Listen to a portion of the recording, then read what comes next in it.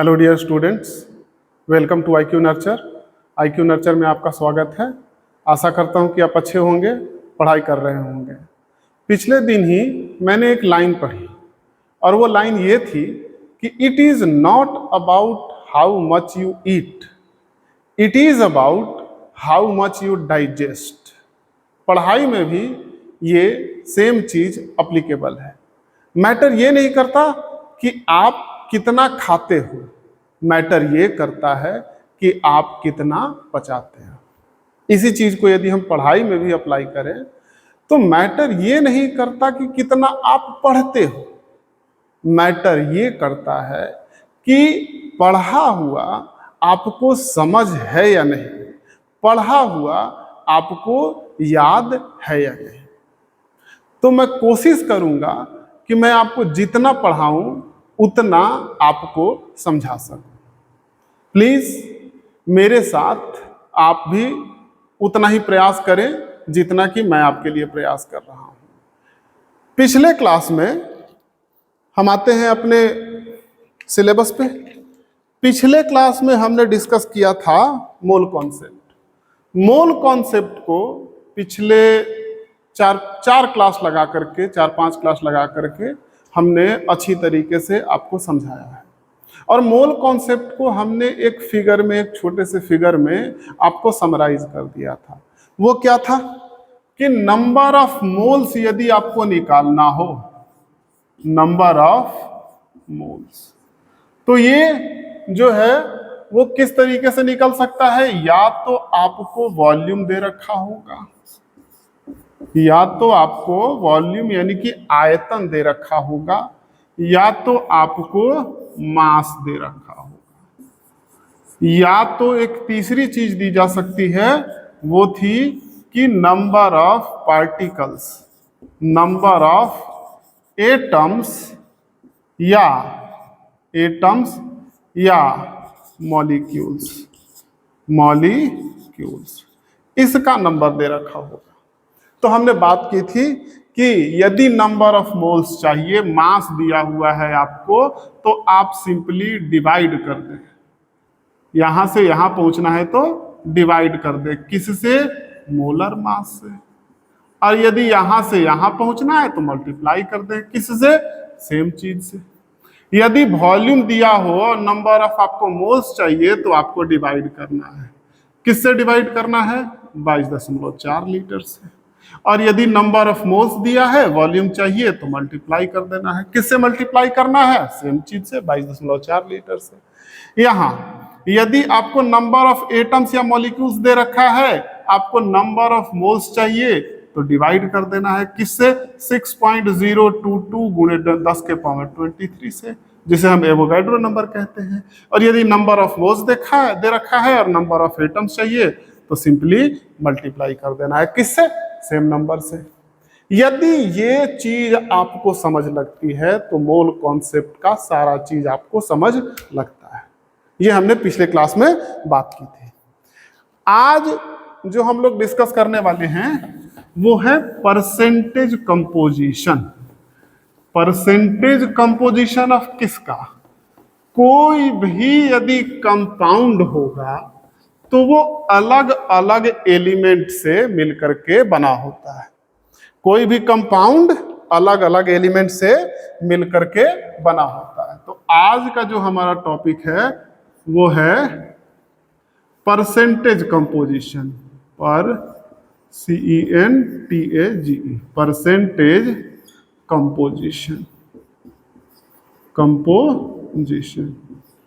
Composition का क्या होता है जी? मतलब कंपोजिशन का मतलब होता है संगठन, संरचना, बनावट, कि उसकी संरचना कैसी है, उसकी बनावट किस किस चीजों से मिलकर के बना हुआ है। ठीक है, तो इसे हम लोग कंपोजिशन का मतलब होता है बनावट कह लें, कि किस किस चीजों से, किन किन चीजों से मिलकर के वो बना हुआ है। ठीक है, तो फॉर एग्जाम्पल लेकर के हम बात करेंगे। एग्जाम्पल हम ले लेते हैं कार्बन डाइऑक्साइड का। एग्जाम्पल ले लेते हैं हम CO2 का। CO2 क्या होता है जी? CO2 होता है कार्बन डाइऑक्साइड। कार्बन डाइऑक्साइड का एग्जांपल ले लेते हैं। कार्बन डाइऑक्साइड जो है वो दो एलिमेंट से मिलकर के बना है, कार्बन और ऑक्सीजन।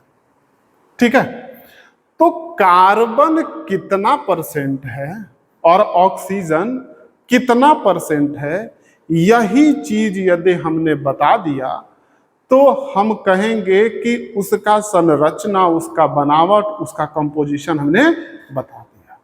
ठीक है, लेकिन यहां पे सवाल ये आता है कि कार्बन का मास हो सकता है, कार्बन का वॉल्यूम हो सकता है, कार्बन के नंबर ऑफ एटम्स भी हो सकते हैं, संख्या भी हो सकते हैं। तो किसका परसेंटेज बताना है, नंबर का कि मास का कि आयतन का, वॉल्यूम का, किसका परसेंटेज जो है हमें बताना है? तो आंसर ये है कि मास का। ठीक है, यहां पे फॉर एग्जांपल के तौर पे यदि मैं इसको थोड़ा सा आपको समझाता हूं कि इसका मतलब ये भी हो सकता था ना, देखो ध्यान से, कि यदि कार्बन है और ऑक्सीजन दो चीजों से मिलकर के बना है, कार्बन का एक एटम है और ऑक्सीजन का दो एटम है। ठीक है, तो टोटल नंबर ऑफ एटम्स कितने हो गए? टोटल नंबर ऑफ एटम्स कितने हो गए? यदि इसकी बात करूं तो एक एटम यहां, दो एटम यहां, टोटल नंबर ऑफ एटम्स 3 हो गए। हम लोग यदि नंबर का कंपोजिशन निकाले कि संख्या में कौन कितना है, तो उस हिसाब से यदि हम निकालना चाहें तो परसेंटेज कैसे निकालते हैं जी? Percentage of carbon. Percentage of carbon निकालेंगे तो कैसे निकालते हैं? किसी भी चीज का यदि आपको परसेंटेज निकालना हो तो वो चीज डिवाइडेड बाय टोटल इनटू 100, ये होता है किसी भी चीज का यदि आपको परसेंटेज निकालना है तो फार्मूला। हमें किसका परसेंटेज निकालना है जी? Percentage of carbon. तो कार्बन का मात्रा कितना है? संख्या में एक एटम है तो एक, डिवाइडेड बाय टोटल। मैंने क्या बताया? जिस चीज का निकालना है वो ऊपर में, नीचे में टोटल। टोटल कितना है? 3 इंटू 100। 1/3 इंटू 100, ये लगभग 33.30, लगभग क्या एग्जैक्टली 33.33% आएगा। उसी तरीके से हम निकाल सकते हैं परसेंटेज ऑफ कार्बन की जगह पे अब निकाल रहा हूं मैं ऑक्सीजन। यदि परसेंटेज ऑफ ऑक्सीजन यदि हम निकालेंगे तो ऑक्सीजन कितना है संख्या में? 2, तो ऊपर में रख दिया हमने 2, डिवाइडेड बाय टोटल कितना है? टोटल है 3 इंटू 100। इसका मतलब यह होता है 66.67% आपका ऑक्सीजन है। मतलब 1/3 33.33% आपका कार्बन है और 2/3 66.67% आपका ऑक्सीजन है। ठीक है, तो ये एक्चुअली परसेंटेज है किसका? ये परसेंटेज जो हमने निकाला है वो निकाला है परसेंटेज ऑफ नंबर। हमने संख्या के आधार पर परसेंटेज निकाला है। ठीक है, किस आधार पे हमने निकाला है? संख्या। संख्या कितनी थी? एक कार्बन एटम का एक एटम था और ऑक्सीजन का 2 एटम था। तो हमने ये जो परसेंटेज निकाला है ये संख्या का निकाला है। ठीक है, लेकिन एक बात याद रखनी है, मैंने ये जानबूझ करके आपको ये थोड़ा सा करवाया इसीलिए ताकि आप अच्छी तरीके से समझ सके कि कहीं पे भी यदि जनरली जब तक ना लिखा हो, जब तक स्पेसिफाई ना किया हो कि हमें संख्या का ही परसेंटेज चाहिए, तब तक यदि परसेंटेज कंपोजिशन लिखा हो तो इसका एक ही मतलब होता है, वो मतलब होता है कि हमें मास का परसेंटेज कंपोजिशन चाहिए। मतलब ये संख्या में कितना है हमें नहीं बताना है परसेंटेज में, ये बताइए कि ये मास में कितना परसेंटेज होगा। मतलब इसका कितना मास है, इतना कितना, इसका कितना मास है, टोटल कितना मास होगा, और मास के आधार पे जब आप परसेंटेज निकालिएगा तो कितना परसेंट कार्बन है और कितना परसेंट ऑक्सीजन है वो निकाल करके हमें बताइए कि मास कितना परसेंट ऑफ मास, ठीक है, percentage of mass of carbon, percentage of mass of oxygen, वो आपसे ये पूछ रहा है, वो संख्या वाला बिल्कुल नहीं पूछ रहा है। उदाहरण के तौर पे इसे कैसे समझे, यदि घर पे कोई रिश्तेदार आता है और वो कहता है आपसे कि पीने के लिए कुछ लेकर के आओ, तो आपके घर में पीने के लिए बहुत सारी चीजें हैं, लेकिन आप बाय डिफॉल्ट पीने के लिए क्या लेकर के जाते हो, पानी। यदि कोई रिश्तेदार आपके घर पे आता है और कहता है कि पीने के लिए कुछ लेकर के आओ, तो आप पीने के लिए क्या लेकर के जाओगे, घर पे पानी रखा है, पापा सपोज मान लेते हैं कि यदि दारू पीते हैं, अल्कोहल पीते हैं, तो घर पे अल्कोहल भी रखा हुआ है, तो आप उस रिश्तेदार के लिए, उस गेस्ट के लिए पीने के लिए क्या लेकर के जाएंगे, पानी या अल्कोहल। तो हमें अच्छी तरीके से पता है कि उन्होंने जब बोला कि कुछ पीने के लिए लेकर के आओ, तो वो पानी की ही डिमांड कर रहे हैं, अल्कोहल का, दारू का डिमांड बिल्कुल नहीं कर रहे हैं। उसी तरीके से ये चीजें अंडरस्टूड होती है, ठीक है। परसेंटेज नंबर का भी हो सकता है, परसेंटेज आयतन का भी हो सकता है, और परसेंटेज मास का भी हो सकता है। तो जनरली जब तक स्पेसिफाई ना किया हो तो 100% केसेस में अंडरस्टूड है कि परसेंटेज हमें मास का निकालना है, परसेंटेज हमें वॉल्यूम का या नंबर का बिल्कुल नहीं निकालना, ठीक है। तो हम इसी एग्जांपल को अब अच्छी तरीके से करते हैं। यहां पे दो चीजें हैं, कार्बन और ऑक्सीजन। यहां पे एलिमेंट्स कौन कौन से हैं, कार्बन और ऑक्सीजन। परसेंटेज कैसे निकलेगा जी, जिसका भी परसेंटेज निकाल रहे हैं वो एलिमेंट का mass divided by total mass into 100। तो सबसे पहले एलिमेंट्स के मास निकालना पड़ेगा ना। तो लेट, पहले हम लोग मान लेते हैं कि हमारे पास 1 मॉलिक्यूल ऑफ CO2 है। हमारे पास 1 मॉलिक्यूल या 1 मोल मान कर, दोनों मान करके चलेंगे, कैलकुलेशन में आंसर सेम आएगा, ठीक है ना। तो हम मान करके चलते हैं कि इसी तरीके से सोल्व करते हैं मैथमेटिकल प्रॉब्लम्स को, कि हम बेसिस मान लेते हैं, आधार कुछ मान लेते हैं। तो यहां पे हमारे कैलकुलेशन का जो आधार है वो है 1 मॉलिक्यूल ऑफ CO2। यदि आपके पास एक मॉलिक्यूल है CO2 का, तो CO2 कार्बन और ऑक्सीजन दो चीजों से मिलकर के बना है। CO2 कार्बन और ऑक्सीजन दो चीजों से मिलकर के बना है।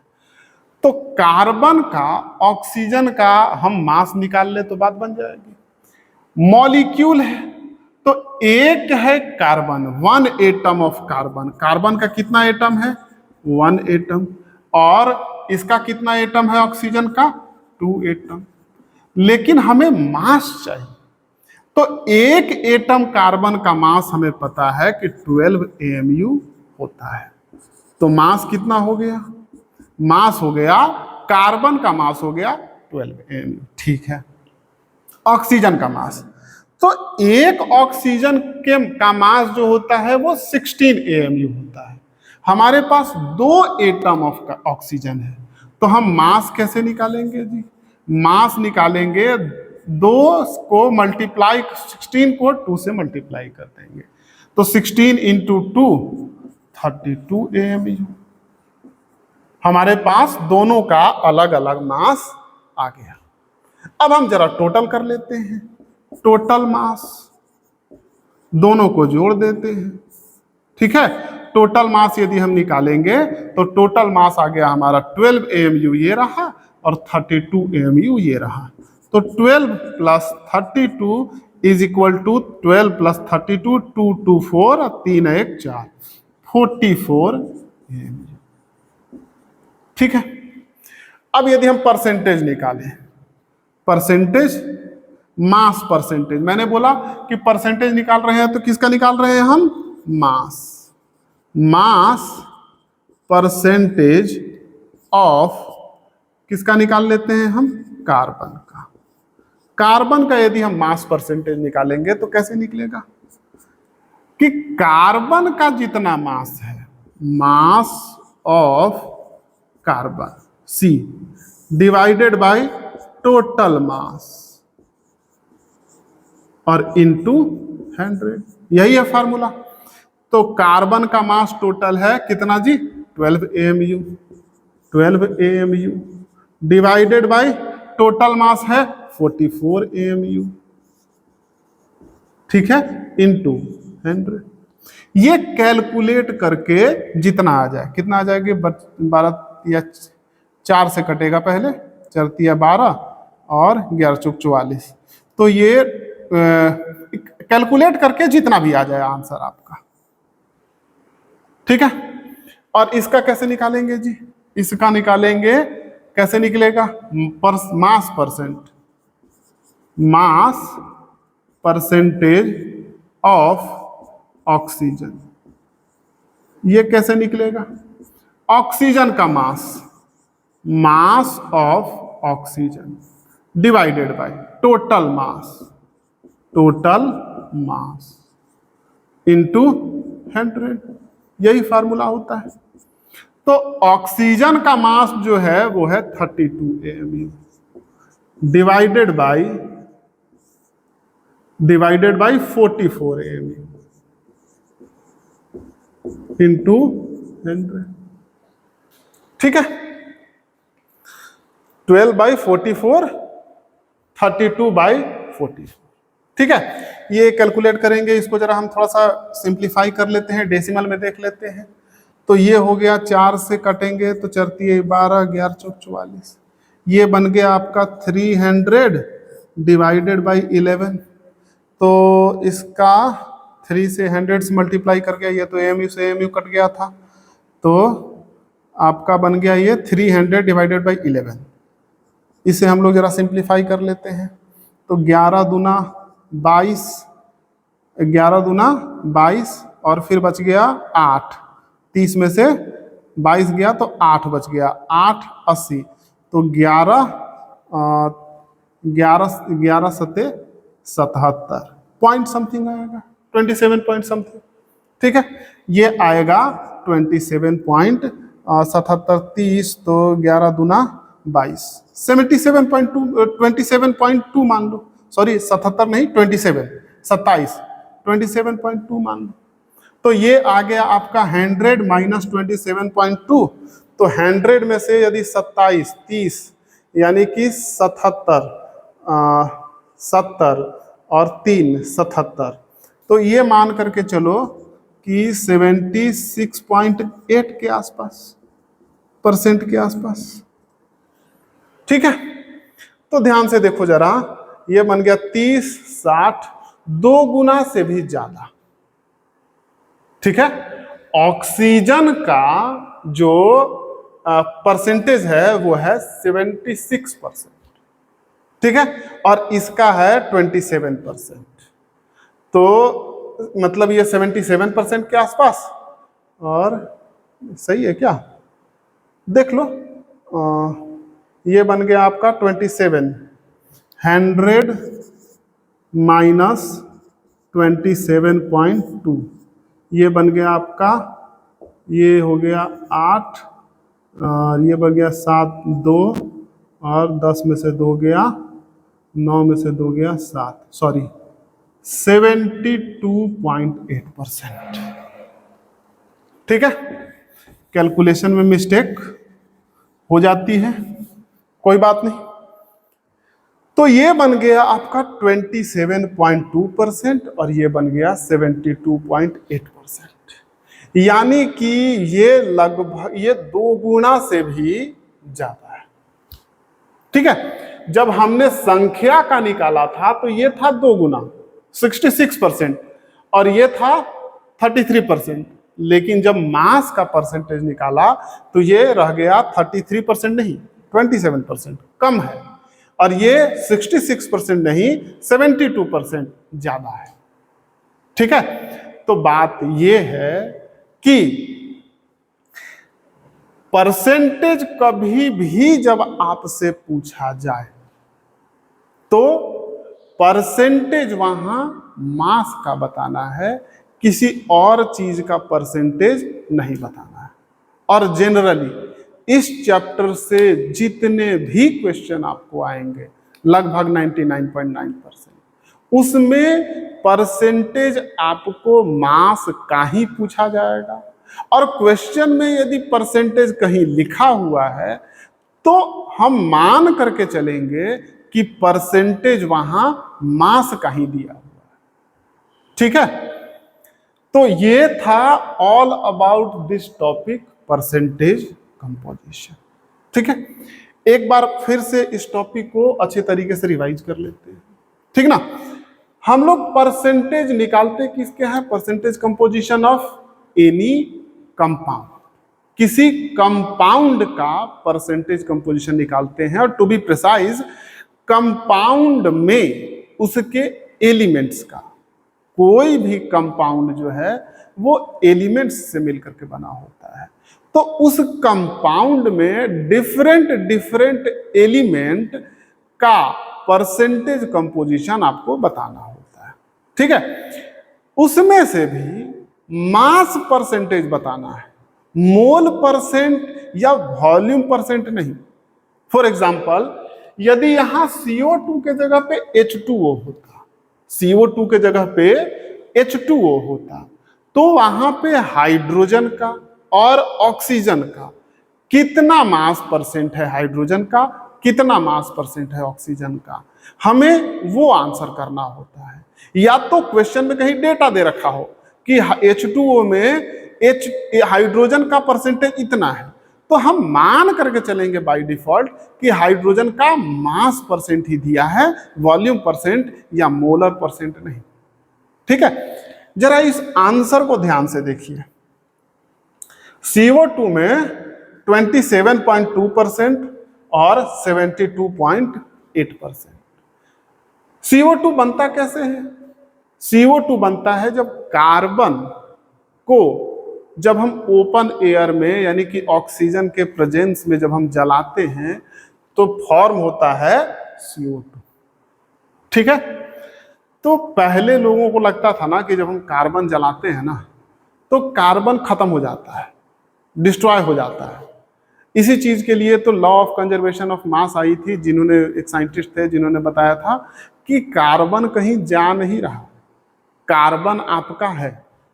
ठीक है, और ध्यान से जरा इस चीज को, डेटा को देखा जाए तो ये डेटा क्या कहता है कि कार्बन, सपोज घर में आप चूल्हे पे, कभी कहीं कहीं कोयले वाला चूल्हा भी होता है, उस पे लोग खाना पकाते हैं, तो कार्बन सपोज कि उन्होंने 2 kg कोयला डाला आज के डेट में खाना बनाने के लिए, तो उनको एयर से, इन्वायरमेंट से, उससे 2 गुना से ज्यादा, यानी कि 4 kg से भी ज्यादा, 5 kg के आसपास ऑक्सीजन चाहिए।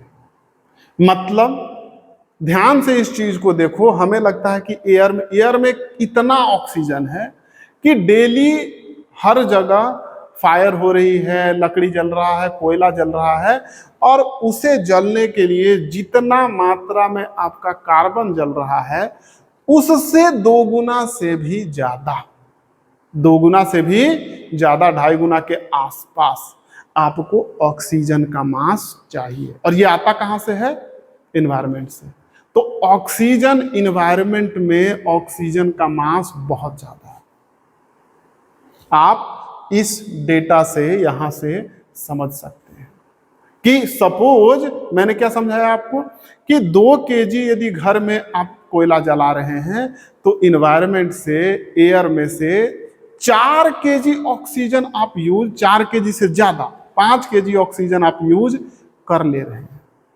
ठीक है, तो हमें लगता है कि ऑक्सीजन, एयर का कोई मास होता होगा, नहीं, एयर का मास अच्छा खासा होता है। एयर में से हमने 2 kg के जगह कार्बन के साथ 5 kg लगभग हमने ऑक्सीजन यूज कर लिया केवल जलाने के लिए। ठीक है, तो अगले क्लास में इसको एक और क्वेश्चन के साथ हम देखेंगे और इस कॉन्सेप्ट को अच्छी तरीके से क्लियर करने की कोशिश करेंगे। आज के लिए इतना ही। लेक्चर देखने के लिए थैंक यू। धन्यवाद।